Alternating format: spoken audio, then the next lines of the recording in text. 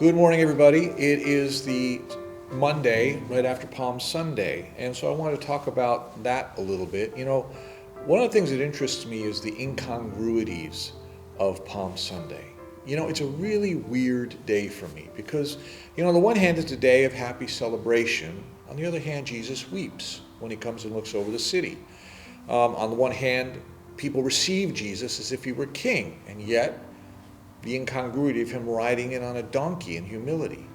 Though he would enter the city in honor, he would leave the city carrying a cross of shame. Though people are crying Hosanna in the streets on Sunday, they'll be crying crucify him by Friday. And though he's surrounded by many followers now, in the end he will be all alone. All these incongruities make the day very interesting for me. And in many ways, if you look at it, these issues and the things that happen with the people in general are mirrored in what happened with Peter that week.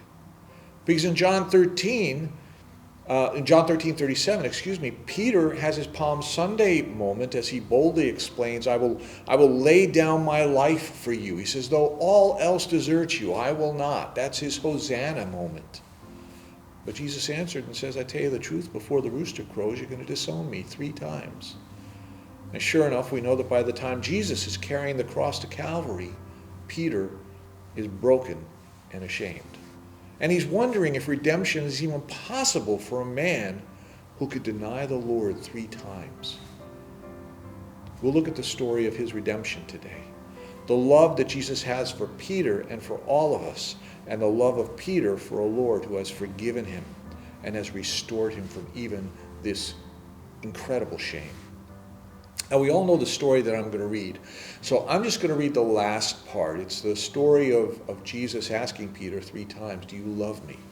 I'm just going to read the last part, and we know the rest of the story. In John 21:17, the 3rd time Jesus said to him, Simon, son of John, do you love me? And Peter was hurt because Jesus had asked him the 3rd time, do you love me? And he said, Lord, you know all things, you know that I love you. Jesus said, feed my sheep. The question always comes to my mind, why did Jesus have to ask him 3 times? Why did he have to push it 3 times? If it hurt Peter to be asked 3 times if he loved Jesus, imagine how much it must have hurt Jesus that Peter could deny him 3 times. That 3rd time, he might not have learned something from the first 2. That he might not have come to his senses. That he would, having done it the first 2 times, still deny him that 3rd time. I look at this story and I realize that we are not called to be Palm Sunday Christians, waving banners, singing hymns, singing worship songs, honoring him as a king who will do what we want without understanding who he really is and what he really expects from us. I'm always moved by the fact that Palm Sunday was a happy day for the people, but a sad day for Jesus.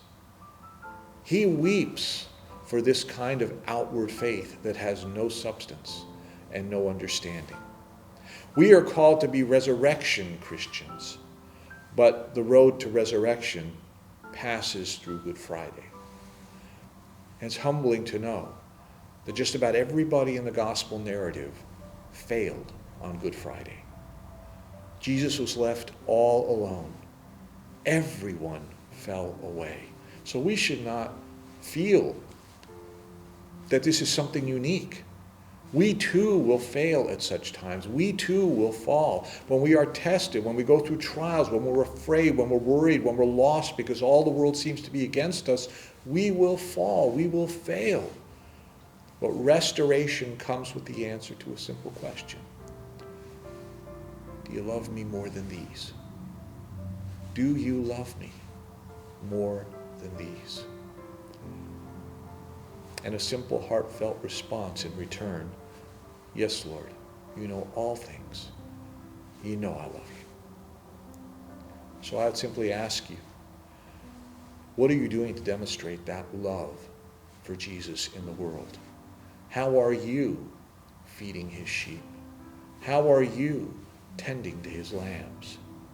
Let's live each day as resurrection Christians, demonstrating our love for Jesus by obediently pursuing his mission and proclaiming his gospel of grace to people who need so desperately to hear it.